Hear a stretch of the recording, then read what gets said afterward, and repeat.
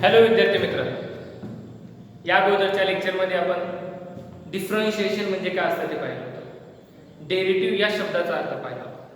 त्यामध्ये असं पाहिलं होतं की डेरिव्हेटिव्ह फाइंड आउट करण्याच्या प्रोसेसला आपण काय म्हणणार आहे त्या ठिकाणी, तर डिफरन्शिएशन असं म्हणणार आहोत. मग त्या ठिकाणी आपण पाहिलं होतं की डेरिव्हेटिव्ह एक्झिस्ट कधी असतं, तर त्या ठिकाणी तुम्हाला लिमिट एक्झिस्ट असेल तर. मग कोणतं limit? Limit of delta x tends to 0 delta y upon delta x exist, then derivative exist. किंवा आपण फर्स्ट प्रिन्सिपल पाहिला ना, limit of h tends to 0 f of x plus h minus f of x upon h. ह्या दोन्ही पैकी कोणतं तरी एक लिमिट एक्झिस्ट असेल तर आपण काय म्हणतो त्या ठिकाणी डेरिव्हेटिव्ह एक्झिस्ट आहे. म्हणजे इज इक्वल टू काय मिळतं? dy अपॉन काय मिळतं त्या ठिकाणी, तर dy अपॉन dx. म्हणजे लिमिट एक्झिस्ट असेल तर आपल्याला काय असतं? डेरिव्हेटिव्ह एक्झिस्ट असतं. आणि डेरिव्हेटिव्ह एक्झिस्ट असेल तर आपण फंक्शन काय म्हणतो? डिफरन्शिएबल आहे असं म्हणतो. आणि त्या ठिकाणी आपल्याला डेरिव्हेटिव्ह फाइंड आउट करण्याच्या प्रोसेसला काय म्हणतात त्या ठिकाणी? डिफरन्शिएशन असं म्हणतात. मग या ठिकाणी आपण हे काल पाहिलेलं होतं. मग आज आपण या ठिकाणी नेक्स्ट पॉइंट पाहायचा आहे. आपल्याला पाहायचं आहे डेरिव्हेटिव्ह ऑफ कंपोजिट फंक्शन. हा पॉइंट फाइंड आउट करायचा. मग कंपोजिट फंक्शन कशाला म्हणायचं हे सुरुवातीला आपण बघूया.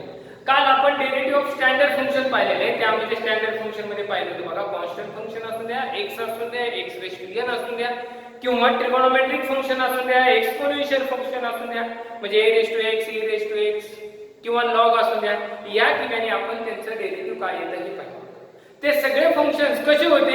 स्टँडर्ड फंक्शन होते. कसे होते? तर स्टँडर्ड फंक्शन. म्हणजे आता एक्झाम्पल म्हणून समजा मी f of x is equal to sin x घेतलं आणि g of x is equal to समजा आपण log x घेतलं. या ठिकाणी मी दोन फंक्शन घेतलेले आणि त्या ठिकाणी कंपोजिशन कसं येतं, तर f कंपोज g हा जो शब्द आहे ते काय डिनोट करतं, तर कंपोजिशन हे डिनोट करतं. मग या ठिकाणी कसं कॉम इज इक्वल टू काय येतं, तर f of g of x काय येतं, तर f of g of x येतं. मग is equal to f of g of x काय आहे? log x आहे. बघा या ठिकाणी g ऑफ x ची व्हॅल्यू काय आहे? log x आहे. म्हणजे log x. आता त्यानंतर बघा हे काय मिळालं मला? f of x is equal to sin x आहे. मग x ची जागा कशाने घेतली? log x ने. मग इथं पण मी पुट करतो म्हणजे मला काय मिळेल? sin of log x. बघा काय मिळालं? sin of log x. हे काय मिळालं आपल्याला? त्या ठिकाणी एक नवीन फंक्शन मिळालं. काय मिळालं त्या ठिकाणी? तर नवीन फंक्शन मिळालं. आणि या टाइपच्या फंक्शनला आपण काय म्हणणार आहे, तर कंपोजिट फंक्शन असं म्हणणार आहे. आणखी उदाहरणार्थ घेत झालं तर sin 2x घ्या. sin x स्टँडर्ड आहे तर काय मिळालं मला? sin 2x असू द्या, कंपोजिट फंक्शन मिळालं. किंवा cos of root x असू द्या, कंपोजिट फंक्शन मिळालं. किंवा 2x 3 ब्रॅकेट रेज टू 4. आपल्याला फक्त x रेज टू n माहित होतं, पण आतमध्ये काय आलं त्या ठिकाणी एक पॉलिनॉमियल आले, त्याचं काय त्या ठिकाणी 4th पॉवर आहे. म्हणजे अशा टाइपचे जे फंक्शन येत आहेत या फंक्शनला आपण काय म्हणतो, तर कंपोजिट फंक्शन म्हणतो. म्हणजे या ठिकाणी x ची जागा काय घेणार आहे, तर दुसरं फंक्शन घेणार आहे. त्यावेळेस त्या टाइपच्या फंक्शनला आपण कंपोजिट फंक्शन असं म्हणतो. मग अशा कंपोजिट फंक्शनचं आपल्याला काय फाइंड आउट करायचंय, तर डेरिव्हेटिव्ह फाइंड आउट करायचंय. मग त्या ठिकाणी डेरिव्हेटिव्ह फाइंड आउट करायचंय. मग त्यासाठी थेरम आहे पहिला, त्याला चेन रूल सुद्धा म्हटलं जातं. मग काय बघा त्या ठिकाणी पहिला theorem, if y is equal to f of u, म्हणजे y हे u मधलं फंक्शन आहे. y हे काय आहे? u मधलं फंक्शन आहे. इज अ पण काय दिलंय? Differentiable function of u. y is equal to f of u हे डिफरन्शिएबल फंक्शन आहे. आणि पुढे बघा काय म्हणलंय, and u is equal to g of x is a differentiable function of x. पण u हे x मधलं फंक्शन आहे आणि ते x ला काय आहे? Differentiable function. आणि मग काय म्हणले, such that the composite function y is equal to f of g of x. म्हणजे आता जे पाहिलं होतं तेच, y is equal to f of g of x is a differentiable function of x. मग त्या ठिकाणी दोन फंक्शनचं कंपोजिशन घेतल्यानंतर जे फंक्शन मिळणार आहे ते फंक्शन पण काय असतं, तर डिफरन्शिएबल असतं. आणि इज इक्वल टू काय मिळतं त्या ठिकाणी बघा, तर dy upon dx is equal to dy upon du into du upon dx. हा फॉर्म्युला आपल्याला काय करायचा आहे, प्रूव्ह करायचा. y हे कशातलं फंक्शन आहे, u मधलं फंक्शन आहे. u हे कशातलं फंक्शन आहे, x मधलं फंक्शन आहे. बघा y हे u मधलं फंक्शन आहे, u हे x मधलं फंक्शन आहे, u हे x मधलं फंक्शन आहे. आपल्याला दाखवायचं आहे काय, y हे डिफरन्शिएबल फंक्शन आहे कशातलं, x मधलं. अशा पद्धतीने हा थेरम आपल्याला काय करायचं आहे तर प्रूव्ह करायचं. मग त्या ठिकाणी बघा मी सुरुवातीला काय केलंय, प्रूफ लिहिताना let delta x be a small increment in x. x मध्ये मी काय घेतली, इन्क्रिमेंट. ती इन्क्रिमेंट किती आहे, डेल्टा x आहे.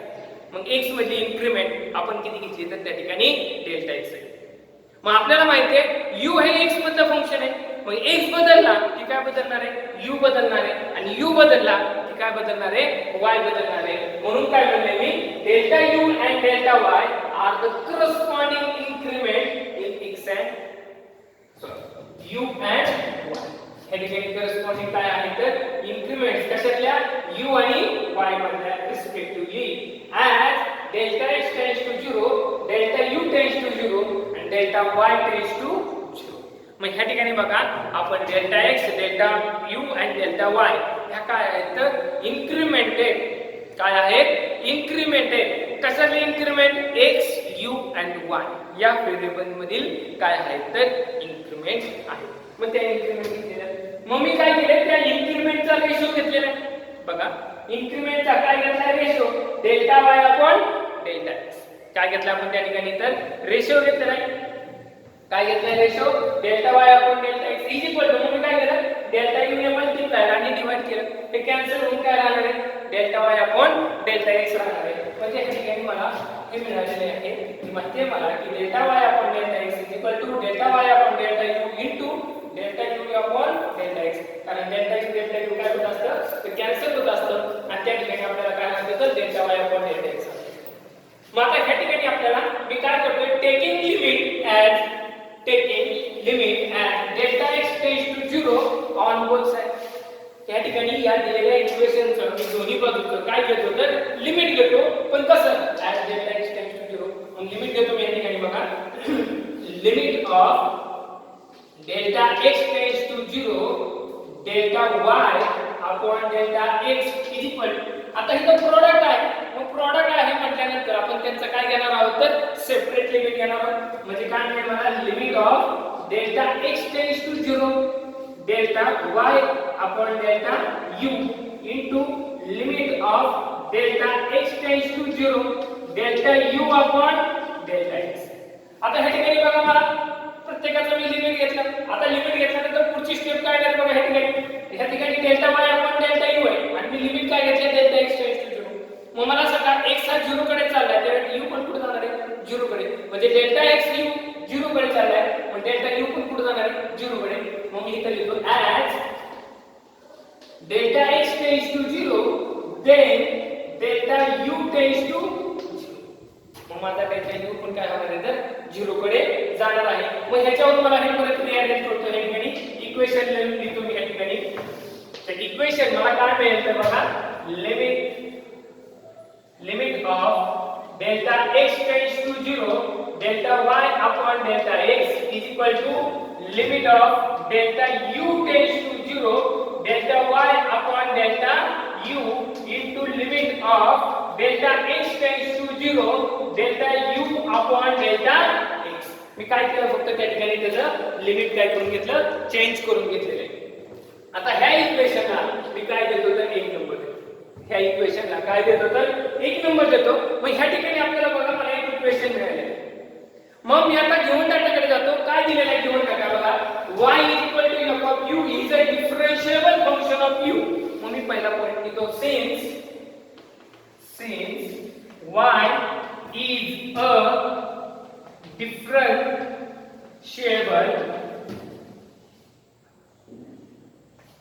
function of u. y हे u मधले डिफरन्शिएबल फंक्शन आहे. मग आताच मगाशी मी सुरुवातीला सांगितल्याप्रमाणे डिफरन्शिएबल आहे म्हणजे त्याचं डेरिव्हेटिव्ह एक्झिस्ट आहे. डेरिव्हेटिव्ह एक्झिस्ट आहे म्हणजे त्याचं लिमिट काय आहे, एक्झिस्ट आहे. मग आपण काय म्हणणार, therefore limit of delta u tends to 0 0 आता x नाही u आहे पण काय मिळणार आहे delta y upon delta u is equal to dy upon du म्हणजे ह्या ठिकाणी बघा आपल्याला काय मिळणार आहे डिफरन्शिएबल आहे म्हणजे डेरिव्हेटिव्ह एक्झिस्ट आहे डेरिव्हेटिव्ह एक्झिस्ट आहे म्हणजे लिमिट पण काय असतं एक्झिस्ट असतं आणि एक्झिस्ट आणि कसं आहे फायनाइट ह्याला मी काय देतो तर सेकंड नंबर देतो काय नंबर देतो सेकंड नंबर देतो त्यानंतर पुढे बघा काय दिले त्यांनी u is equal to g of x is a differentiable function of x मग ते दिलेलं आहे तुम्ही u is a differentiable function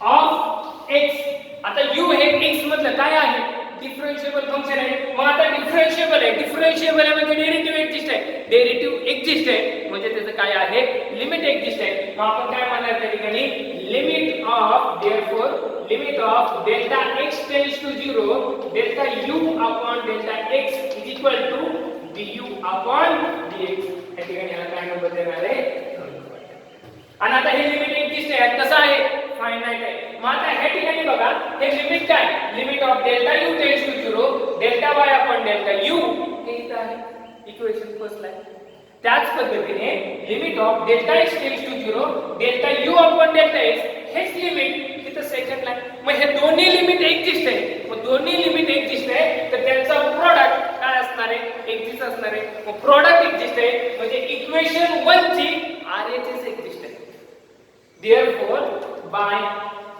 second and third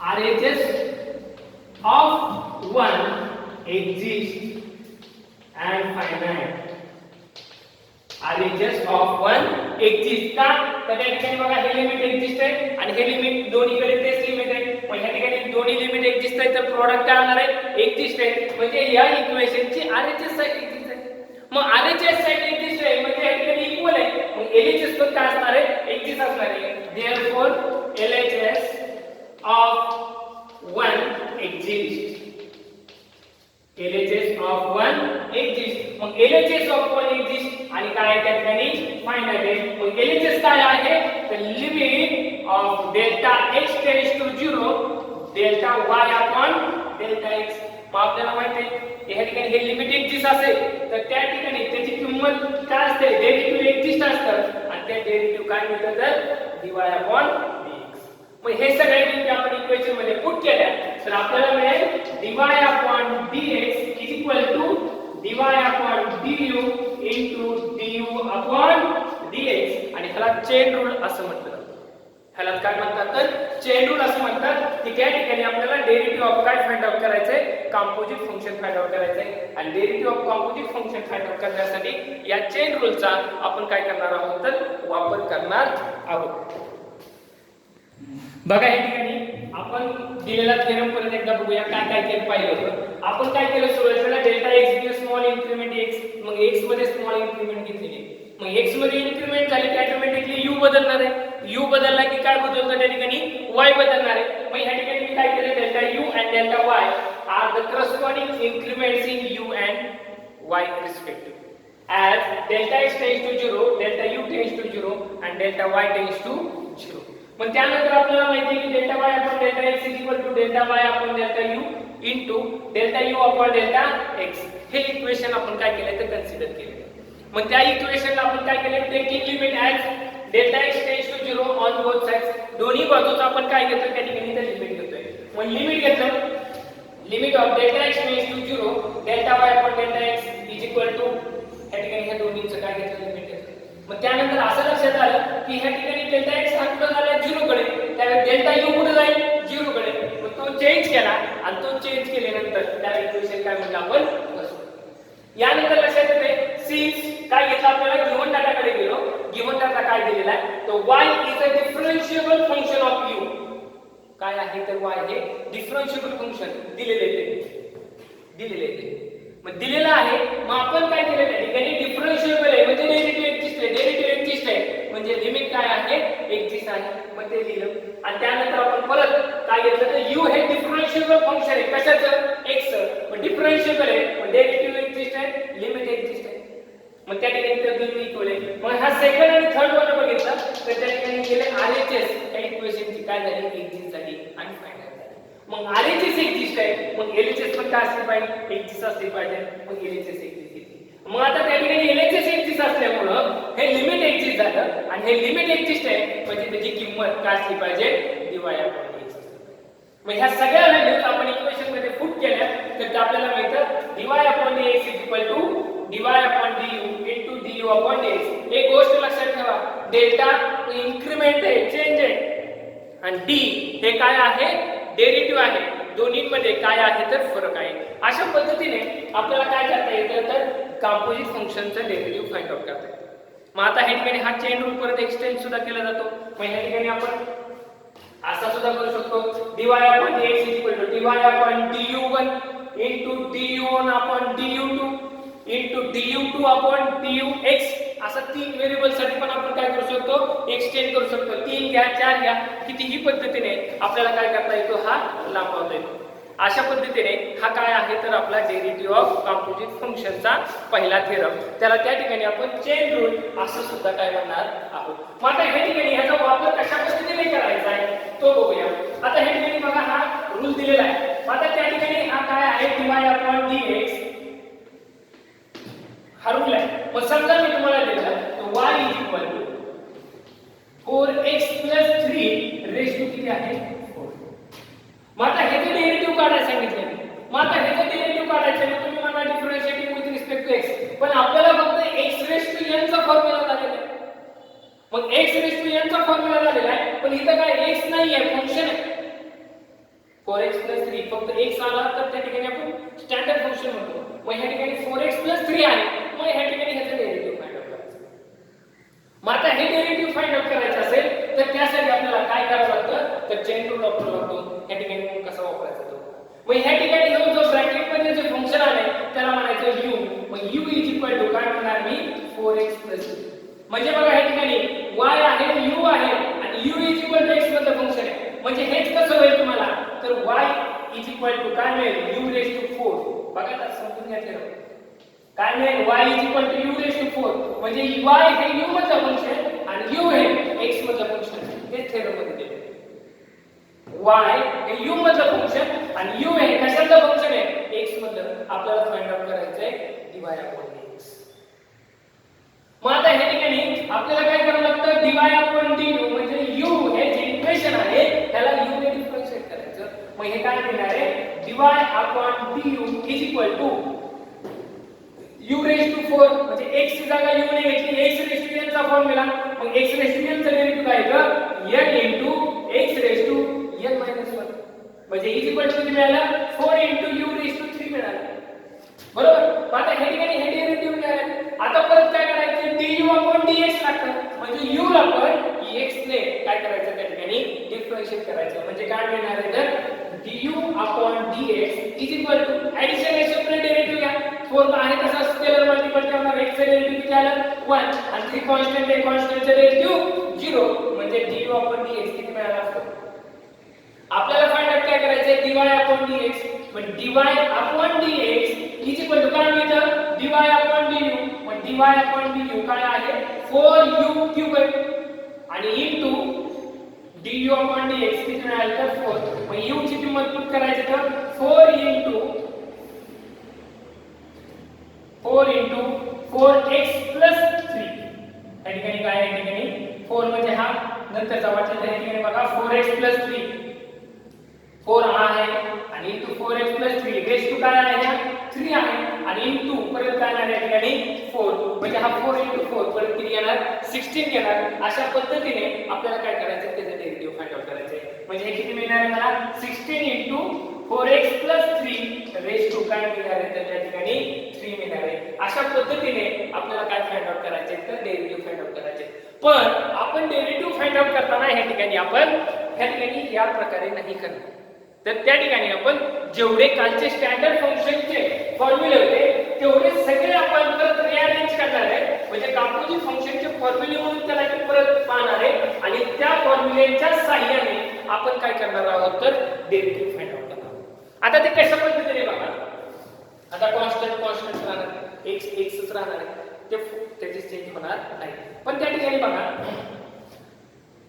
derivative of x raise to n काय तर n into x raise to n minus 1 हे मी आपल्याला सगळ्यांना माहिती आहे. त्या ठिकाणी मग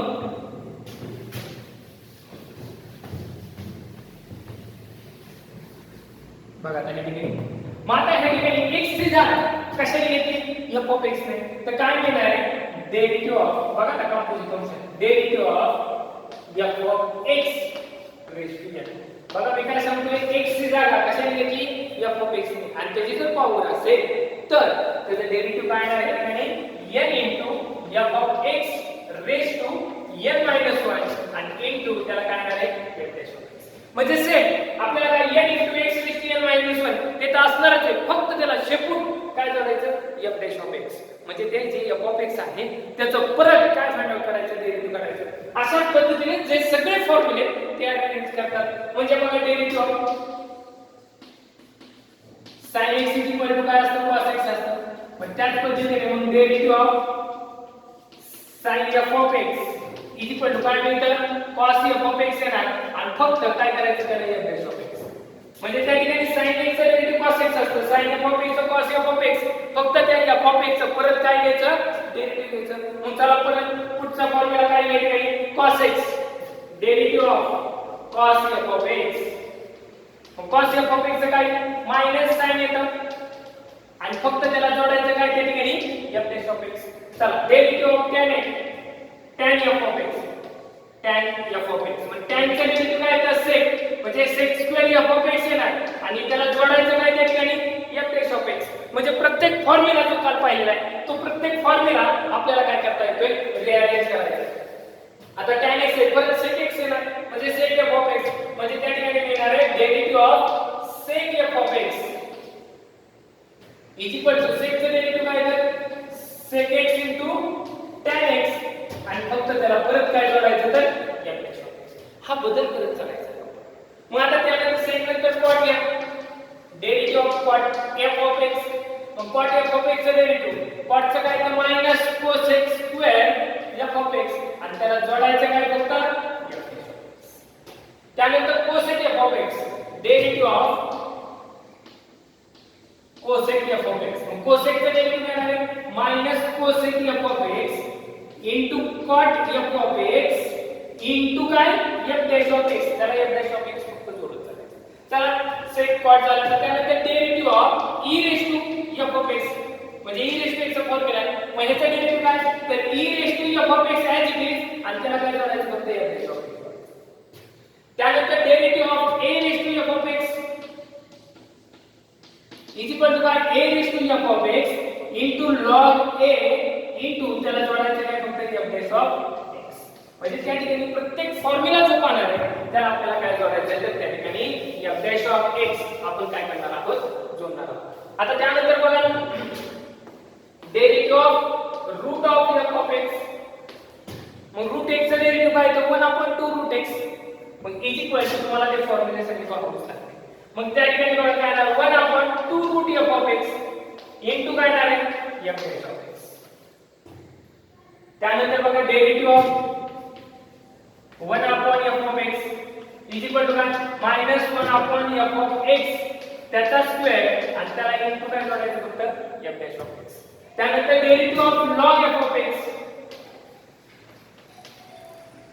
log f of x काय येणार आहे तर 1/f of x आणि इनटू काय होणार आहे तर f dash of x अशा पद्धतीने आपल्याला काय करायचं आहे तर सगळ्या स्टँडर्ड फंक्शनचं कंपोजिट फंक्शनच्या डेरिव्हेटिव्ह मध्ये काय करायचं आहे कन्वर्जन करायचं आहे अशा पद्धतीने हे फॉर्म्युले वापरून आपल्याला काय करायचे आहे तर प्रॉब्लेम काय करायचे आहेत तर सॉल्व्ह करायचे आहेत